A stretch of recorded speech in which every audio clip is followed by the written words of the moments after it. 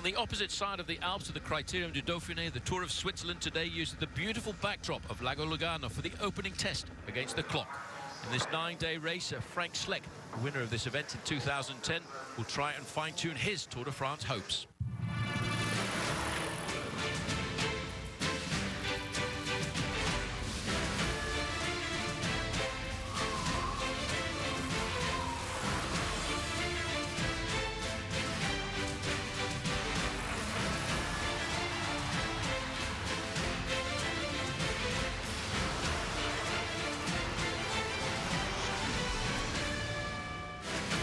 The Epic Cycle Series presented by Michelob Ultra today takes in an individual time trial of 7.3 kilometres or 4.5 miles on the opening day of the 9-day Tour of Switzerland.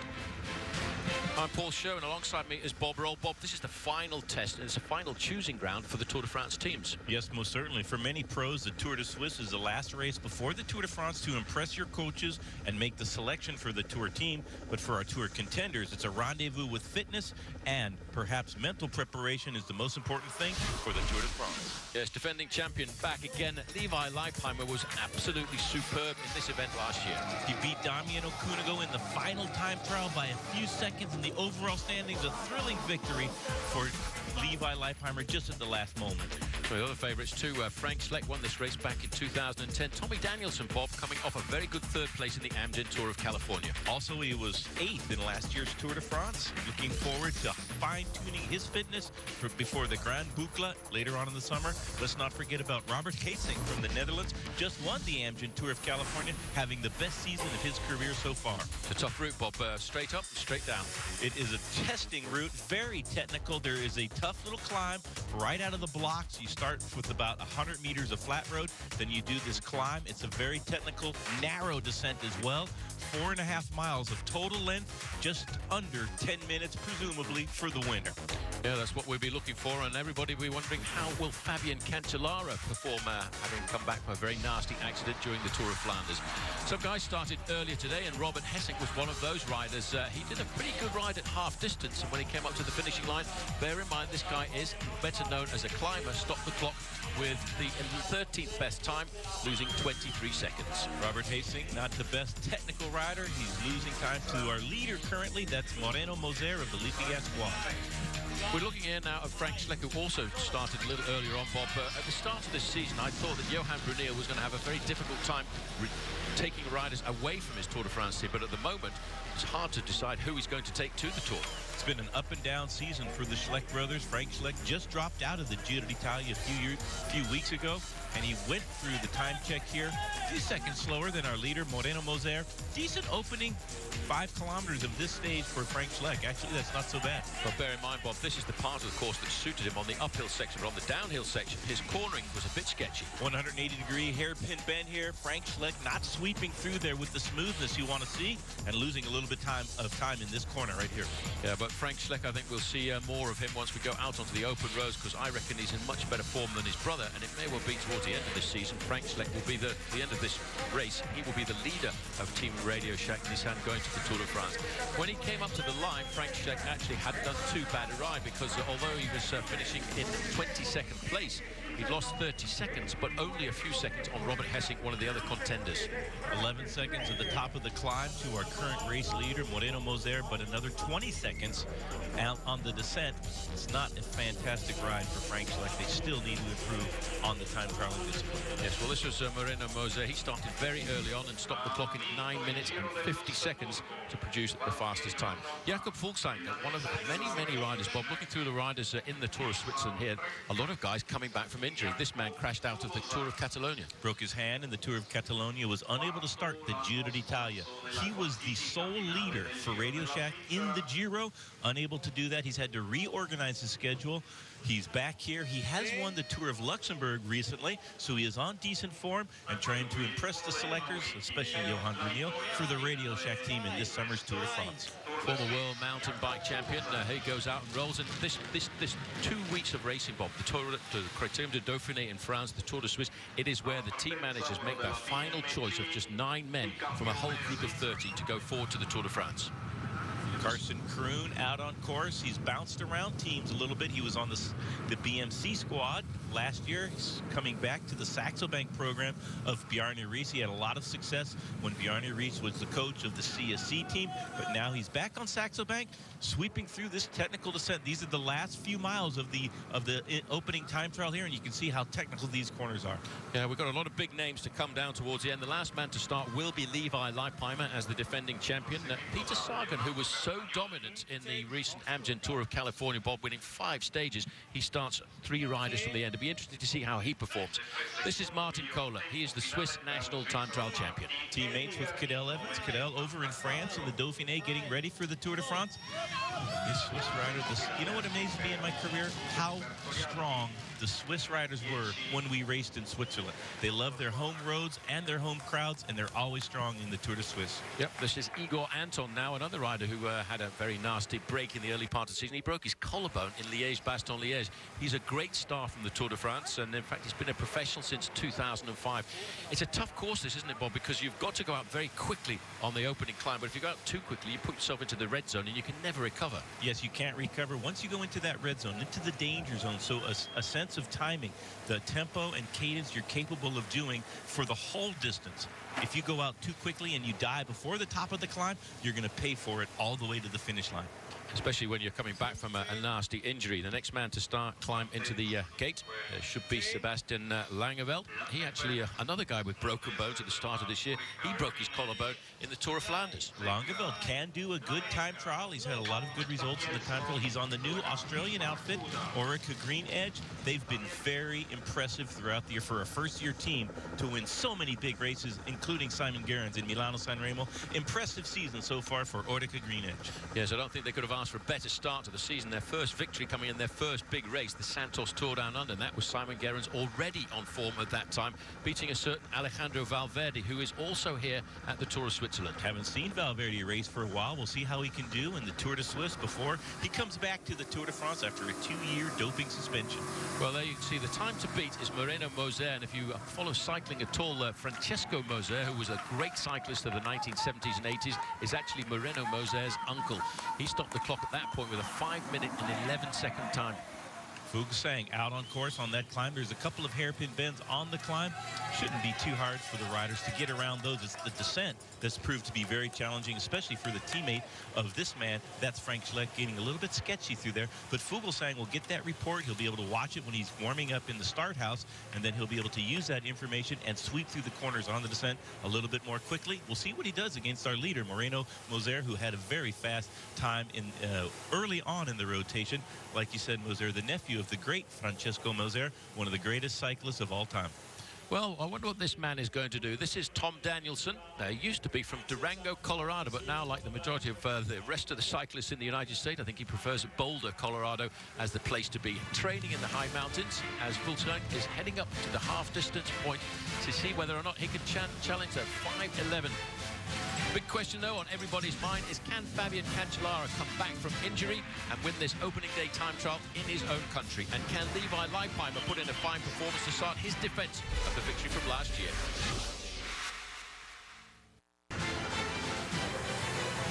Magnificent backdrop, Bob, for a time trial, but if you've got to put that effort in over 4.5 miles of racing, it's very, very difficult. It's a violent effort, isn't it?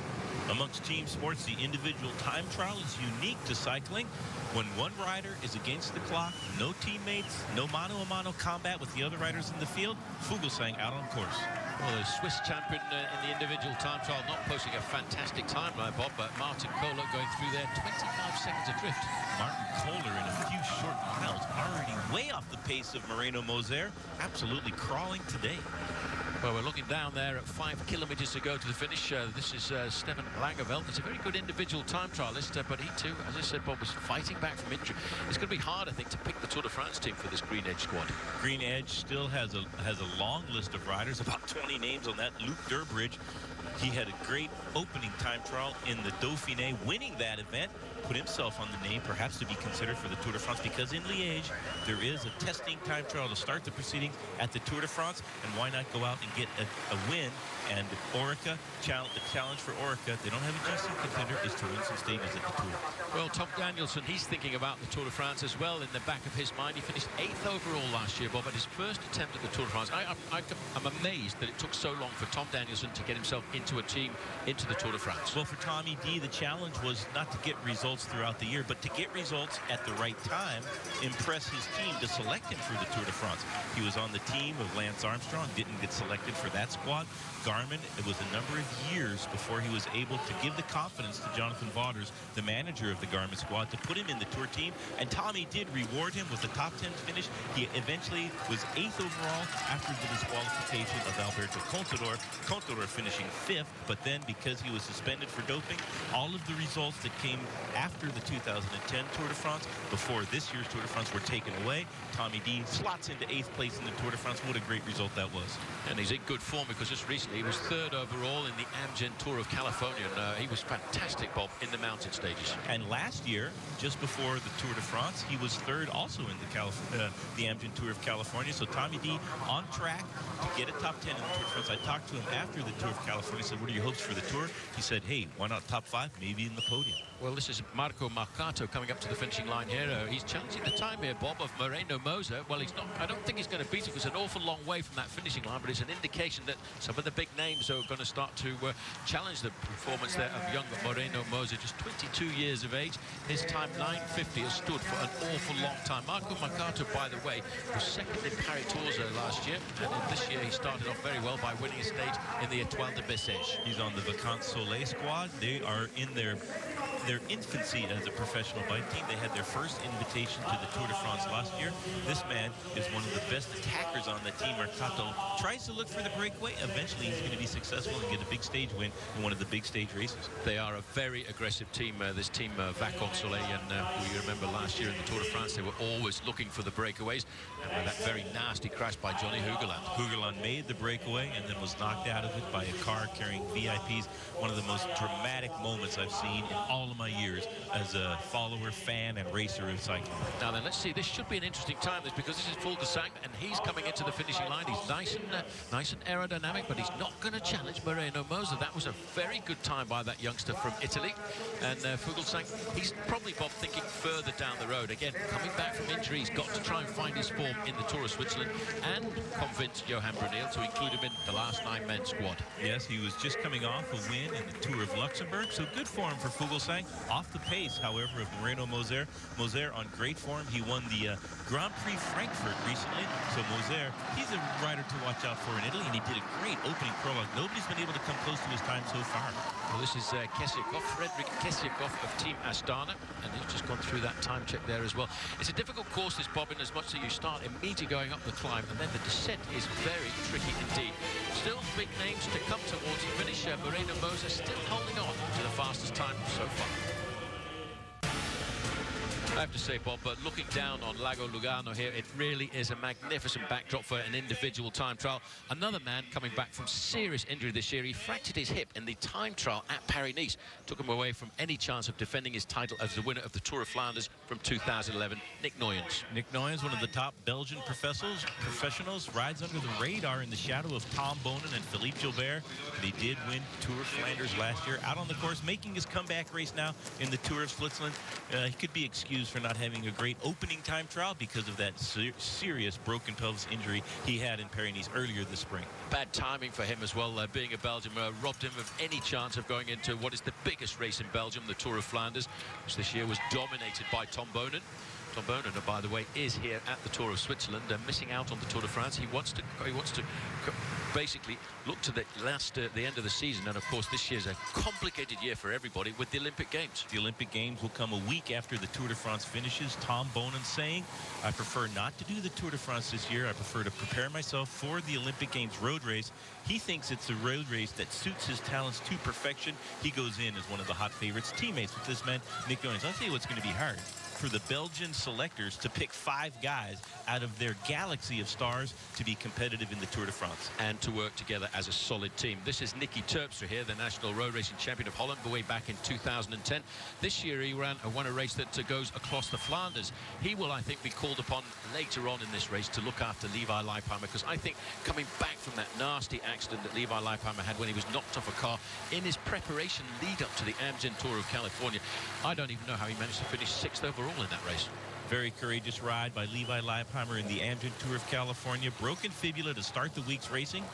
I'm not sure that he would have started any other race on the calendar. Tour of California, near and dear to the heart of Levi Leipheimer. It did start in his hometown of Santa Rosa. Highly motivated for that. And in that way, you're able to overcome a lot of challenges. And Levi fighting against a broken fibula in the Tour of California. We'll see how that's going to affect him on this week's racing here at the Tour of Switzerland as well. Well, I think, Bob, an interesting thing about a guy who has an injury in the early part of a season, you battle to get over the injury, and sometimes it actually raises the level of your fitness because you've had to fight so much harder to get back to where you were before, and that might actually bode good for Levi Leipheimer. This, though, is Tom Danielson.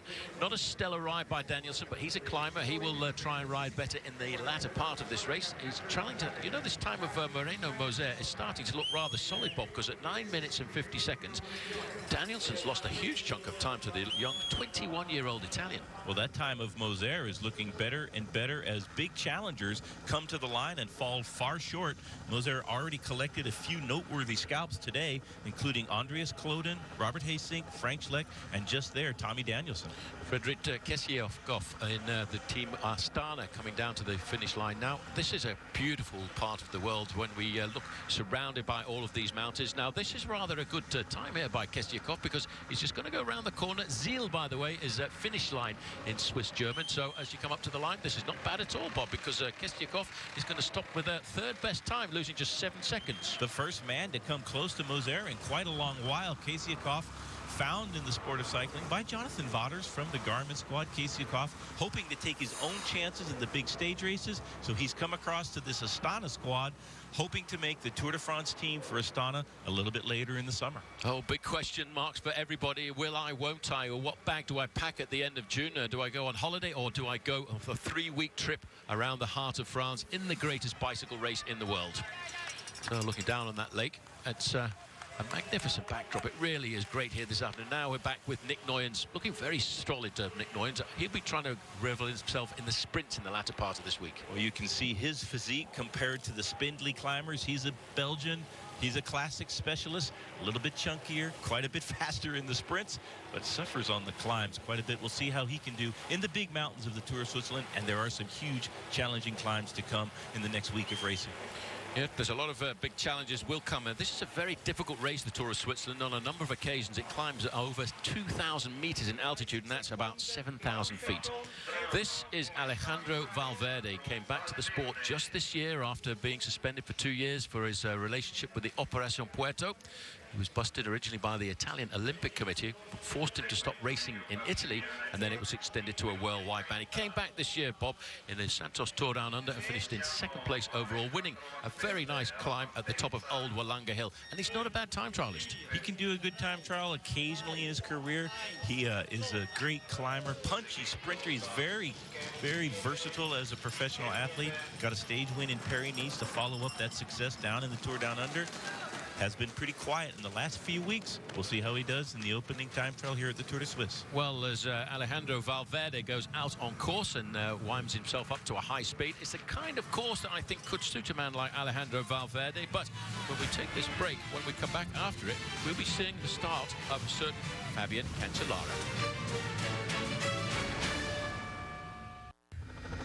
Tomorrow, the Epic Cycle Series presented by Michelob Ultra continues with the conclusion and the final stage of the Criterium du Dauphiné at 7 p.m. Eastern Time on the NBC Sports Network. But this is the Tour of Switzerland, and this is the opening time trial, and this is the master of the time trial. Do I really need to tell you how good this man is? He's been 4 times champion of the world in the individual time trial. He's been once Olympic gold medalist. That was in Beijing. He will be the defending champion this year. He's won the Tour of Flanders. He's won Paris-Roubaix. We call him Fabulous Fabian Cancellara. He must have a metronome somewhere in his brain. His internal clock is flawless. That is our current leader. He has been sitting here for over an hour seeing if anybody's going to beat his time, and now he can look over to the start gate and see Fabian Cancellara might be the only man capable of doing it. Great ride by Moser, but now he'll really be nervous about what Fabian Cancellara can do. It's a big question mark. We don't know where he is on his form at the moment. Well, a 21-year-old went out very early on and posted the fastest time at 9 minutes and 50 seconds. And I tell you what, Bob, let's listen to the crowd cheer as this man rolls away, because he's quite popular. Yep, look at those big pistons of his. He knows this time trial course. He will want to try and get it if he can, because today he is our Michelob Ultra athlete profile. 6'1", 180 pounds, but a time trialist. Incredibly powerful, perfect sense of timing and tempo and cadence. It makes him absolutely lethal in the time trial discipline. He has also won the Tour of Suisse in his career already. Yeah, well, everyone said no, they'll get rid of Cancellara on the climbs, but they never did. A little bit further up the course, this is Laurens ten Dam. He's no stranger to the Tour of Switzerland either. Finished 10th overall in this race last year, and he too will be looking for Tour de France selection.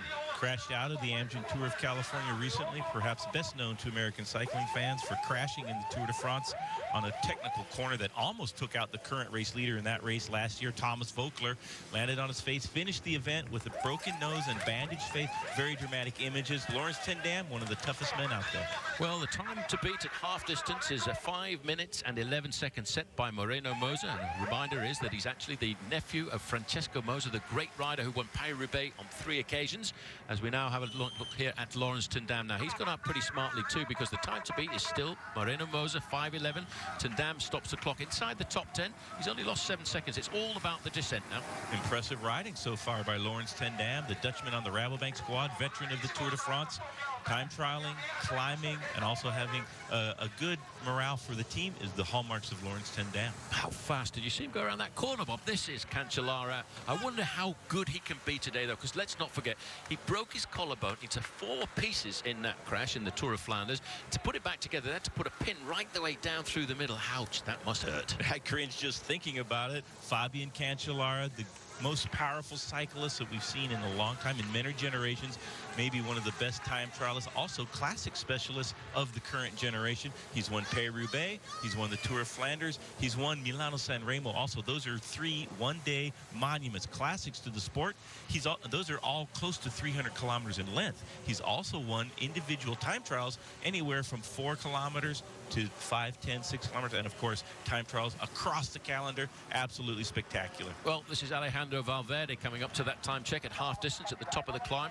Respectable, 5:26. He's lost himself 15 seconds. He will be more at ease, Bob, I should think, on the downhill parts of the course. Very good descender, very versatile bike racer. Valverde out on course. His nickname, El Bala, the Bullet. The Bullet not quite as fast against Moreno Moser as we've seen in times past. Well, a Swiss rider on an Australian team. This is Michael Albacini. Had a great start to this year by winning the Tour of Catalonia. In 2006, he won the King of the Mountains competition at the Tour of Switzerland and the points classification as well. Is he smiling or is he ready to go? So, Michael Albacini, he could very well be the team leader for Orica Green Edge when they go to the Tour de France this year. Racing on home turf, you're right, Bob, but he wears number 61. The Swiss are always hyper-motivated in their own country's tour. It was a part of the Orica success early in the year. This man, Michele Albacini, winning the Catalonia race, very similar to the Tour de Switzerland, a couple of days less, but it's very mountainous early in the year. So this man, Albacini, he's one to reckon with for the overall standings as we get deeper into the mountains of the Tour of Switzerland. Well, although the roads and the surface here in Lugano are not all that good, the interesting thing I think about the Tour of Switzerland, Bob, is the roads are normally fantastic. The roads very smooth throughout the race, especially in the mountains, which you don't often see in any of the big bike races. Usually the mountain roads fairly neglected the rest of the world, but in Switzerland they are absolutely smooth as brand new pavement, very smooth roads, and some of the best climbers love the Swiss roads because of that. They really feel their ability to accelerate. Well, this man is a sprinter from the United States of America, Tyler Farah. Tyler Farah out on the race course, stage winner for the first time for an American on the 4th of July, our Independence Day in last year's Tour de France. What a great stage win that was. A little bit bittersweet because he had lost his best friend and training partner, Wouter Veelans, in the Grand Tour just before last year's Tour de France, the Giro d'Italia. There are only 5 riders left to start now this final time trial. The big names are Roman Kreuziger, former winner of the Tour of Switzerland, Peter Sagan, the dominator of the Amgen Tour of California in in May. And the last man to start, of course, Levi Leipheimer. This is Roman Kreuziger. Roman Kreuziger hoping to do a good Giro d'Italia. He started fantastically in the Grand Tour of Italy that finished just a couple of weeks ago. Faded, however, in the last week of the bike race, plummeted out. He was in second for most of the early part of the Giro d'Italia, but then he descended out of it and did not have a great Giro d'Italia. Looking for a little bit of redemption in this week's race at the Tour de Suisse. So, as he rolls away, he's always done well in Switzerland as well, because he's been a former winner of the Tour of Switzerland. He's also been a former winner of the Tour of Romani. Now, we've got this man, the time trial specialist, Fabian Cancellara, pumping those big legs of his as he approaches the time check. Well, he's going to go outside the time of Moreno Moser. Now, that's a bit of a surprise. Look at this, Bob. Fabian Cancellara is 9 seconds slower than Moreno Moser. 21 years of age, that young man from Italy.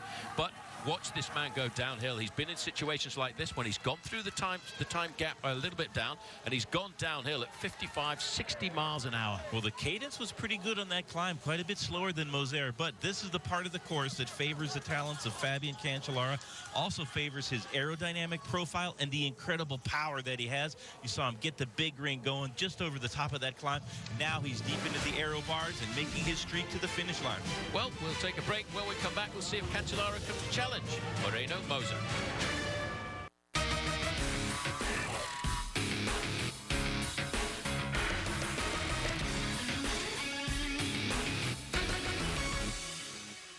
Down to the last three riders. This man, no stranger at all to the Americans who watched him in the Amgen Tour of California win 5 stages out of 8. He's had 8 wins so far this season, Bob. He could create the surprise. Peter Sagan out on course, won a stage in the Tour of Switzerland last year. It'll be interesting to see how he can do this opening stage time trial today. Well, Alejandro Valverde is not going to write home about the opening time trial here this afternoon. 18th place for him, 10:14, 23 seconds. Actually, it's quite respectable. Getting ready for the Tour de France, bringing some decent form to the opening stage time trial. It'll be interesting, really interesting to see how Valverde gets through the Tour de Suisse. That will give us a good idea of how he's going to do in the Tour de France. Well, you know, Bob, you can just see the speed that Fabian Cancellara is going down this mountain. He is a fast bike rider. He's still in that aerodynamic position right in the front. We are touching speeds here, approaching 45 miles an hour. Let's just have a little... Oh, didn't handle that corner very well, did he? He seemed to take the wrong line around it last year. He was so good at that point. Locking up the rear wheel on that sometimes affects the momentum a little bit. Also, the confidence. It is a very dangerous descent. Cancellara knows it as well as anybody, but he made a little bit of a bobble right just there. Oh, bear in mind, Bob, he was a couple of seconds down on the fast time of Moreno Moser at the top of the climb. That could have cost him another couple of seconds, but he was going very fast. And now look at this. Now this is Michael Albacini. Now that's a good ride now. He has come through there with a second best time, 2 seconds out of the time of Moreno Moser. That is a good ride. Great riding by Albacini. A little bit of a surprise here to be so close to Moser. Nobody's gotten that close. He's the second fastest so far, under 3 seconds. If he can do a big, fast descent, and the roads are perfect. That's one thing about this time trial, unique throughout this year. The conditions have been very similar for everybody. So whoever wins, it will have been a fair fight. Well, at 3 kilometers, Moreno Moser was the fastest rider at that point, and coming through in second position there is this man, Michael Albacini. But not inside of the top 5 was, in fact, the man we're going to follow all the way to the finish line now, because this is Fabian Cancellara. He wants to win this race. Look at the way he's going around that corner. The motorbike can hardly keep up with him. He has got the power, but it's the clock that tells the story here in the Tour of Switzerland, Bob, isn't it? Look at the power of this man. He must be back. He's got to win this race. Well, when he opens it up and stomps on the pedals like that, in his specialty, the time trial, very few riders are as fast as he is. He can produce huge watts consistently throughout the race. He also has incredible cornering abilities, also in balance, so he's incredibly technical. This is unbelievable. Fabian Cancellara has gone down this mountain like a maniac this afternoon. The time is 9:50. Is he going to get to that finish line in time to stop the clock ahead of Moreno Moser? He is fighting his bike all the way to the line here as Fabian Cancellara is out of the saddle. He's doing everything that he can. He's pushing, he's pumping, he's waiting to stop that clock as he sweeps around this left-hand bend. Now he's into the finishing straight, jumping for the line. It's going to be oh so very close, but it's going to be Cancellara gets it by 3 seconds, Bob. Wow. 10 seconds slower than Moser at the top of the climb, 3 seconds faster at the finish line. That's an incredible descent, and the flat roads favor his power, stomping on the pedals to the finish line. Great ride by Cancellara. Might just have noticed in the middle of his handlebars, he just whacked the gear down to get it to the biggest gear that he's got. He was fighting with his machine. He's fighting with his body. Cancellara, he is back. Back after a big injury in the Tour of Flanders, broken collarbone, fastest time so far. Back on the course, Roman Kreuziger going through the top of the climb. This is a similar time that Cancellara did, but I don't think that Kreuziger is going to be able to descend as quickly as Cancellara did. Well, let's check out this man, though, because Peter Sagan, he's a great young rider, 22 years of age, and he is such a prolific winner. He wants to ride through to the Tour de France. He chose his preparation at the Amgen Tour of California, followed by the Tour of Switzerland. He'll be a man challenging for stage victories once we get out onto the open road. Well, the American cycling fans had a chance to get to know Peter Sagan in the last couple of editions of the Amgen Tour of California. This year, winner of 5 stages. He was unbeatable in the sprints. He lost Big Bear because it was a breakaway. Otherwise, it would have been 6 stage wins. He will also make his debut in the Tour de France starting the 30th of June. And it'll be great to see how he does against the very best in the sport at their best form in the Tour de France. That is the measure of great champions. And Peter Sagan is one of the up-and-coming stars of our sport. No, he certainly is. And we're just waiting to see the start of Levi Leipheimer, because he will be the last man to start here this afternoon. Michael Albacini, that's not a bad ride. He was 2 seconds off. I don't think, though, Bob, that he can go downhill as fast as Cancellara, can he? Well, Cancellara, I don't think so. Nobody can do that. The speed and the power of Cancellara, also the weight. He carries a lot of kilograms on that machine of his, and he does a great descent day in and day out throughout the cycling calendar, all over the world of cycling. But Albacini was a little bit faster than Cancellara at the top of the climb. So if he can split the difference between Moser and Cancellara, between the two sides of the course, he might set the fastest time. Good riding by Albacini. I'm very impressed. Good point you raised there, Bob, as Albacini knows exactly what to do. But I have to say, although Cancellara made a mess of one corner coming down the descent, that very tricky 180-degree bend, all of the other corners he floated around. Now look at this. This is Peter Sagan coming up, and he's going to just about equal the time of Moreno Moser. The young guys are on the attack in this race. 3 seconds down. Now he can go downhill fast. He is a great descender as well. He won a stage in the Tour of Switzerland after the top of a big mountain climb, a sweeping descent against Damiano Cunego. That was a great ride by Peter Sagan. Very surprising. He's incredibly versatile, but Sagan 3 seconds slower than Moser, way faster than Cancellara. Sagan might be the only man in this field that has the same talents on the descent, the same abilities technically as Fabian Cancellara. Well, Albacini, it's going to be very close, and Albacini knows it. The time to beat Fabian Cancellara, 9:47. No, it's gone by. Albacini was not able to go down that mountain as fast as Fabian Cancellara here this afternoon, but it's going to put him very high up in the overall standings, and that's what he's thinking about, especially as Orica Greenedge go to the Tour de France. 5th time for him, looking for 12 seconds. Exceptional ride by Albacini, the Swiss racer on the Australian Orica Greenedge team, not able to match the time of his countryman Fabian Cancellara, but a decent effort nonetheless. Well, I think because of the excitement of Fabian Cancellara coming into the finishing line there, Bob, we have actually missed the start of Levi Leipheimer, or should I say the Swiss television have missed the start, but we'll get out to Levi in a little while. Peter Sagan, 3 seconds adrift at the top of the climb, and now charging. He's going pretty fast too. Absolutely hauling through this section of the course. It gets very narrow. A sweeping right-hand bend here. They've closed off half of the road so the traffic can continue to get through Lugano, but Sagan flying a great cadence on the pedals.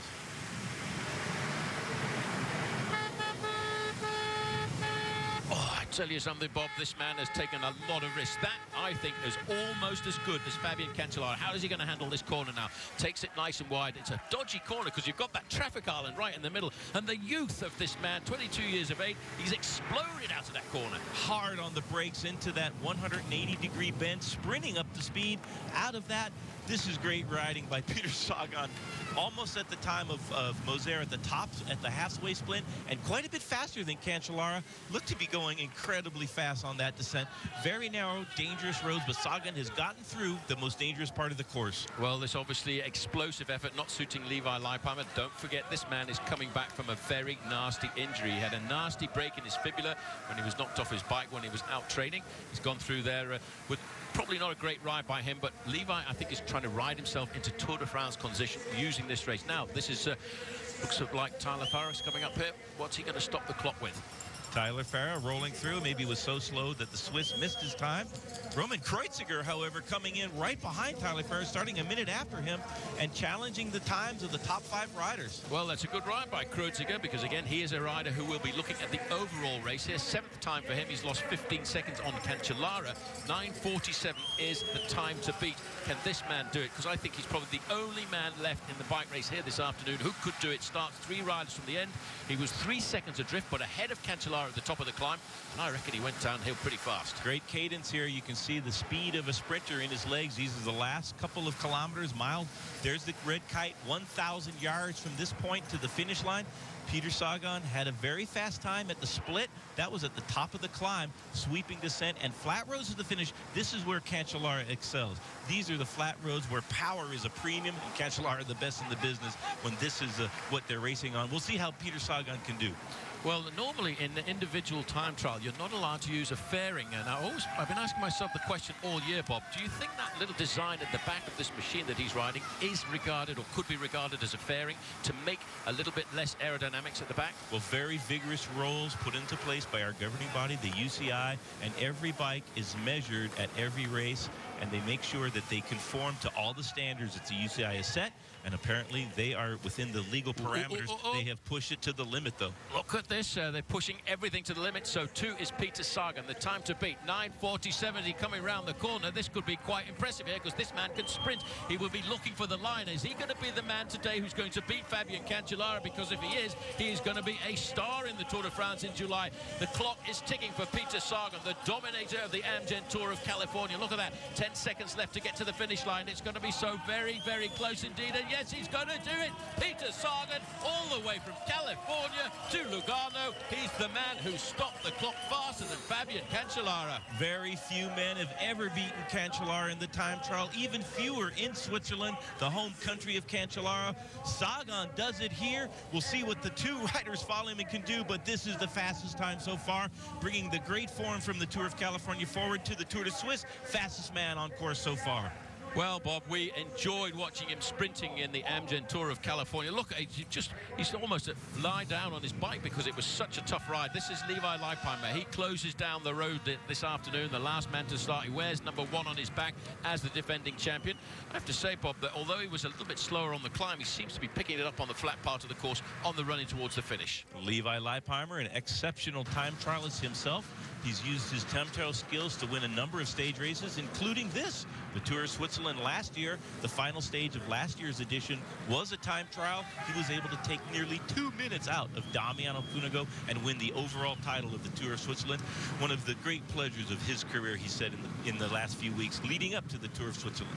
Well, he's also a former American time trial champion. You should see the bands around his shoulder, around his arm there with the stars and stripes on, indicating a former national champion. It's amazing this low-profile position he gets himself into, Bobby. It's almost like a ski racer.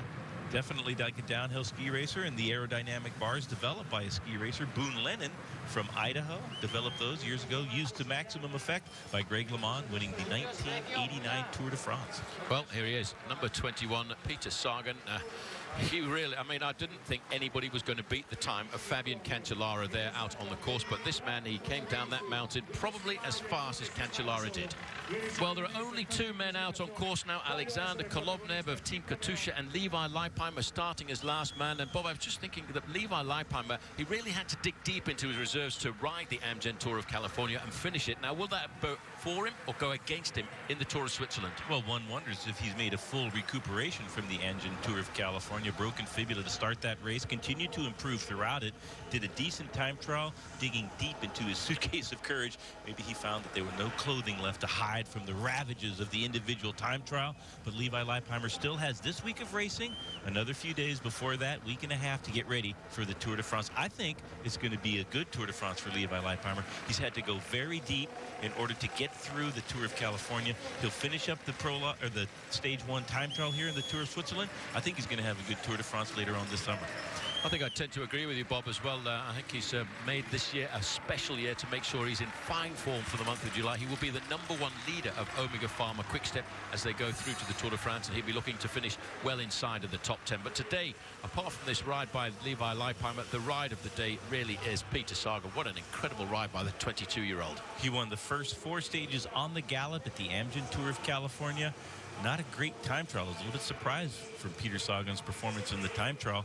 Didn't do a great time trial in the Tour of California, but here in the Tour of Switzerland, he is going to go out the first race leader when we hit the open roads tomorrow. Yeah, beating Fabian Cancellara by 4 seconds. And Moreno Moser, the young rider as well from Italy, 7 seconds back, finishing on the podium in 3rd place.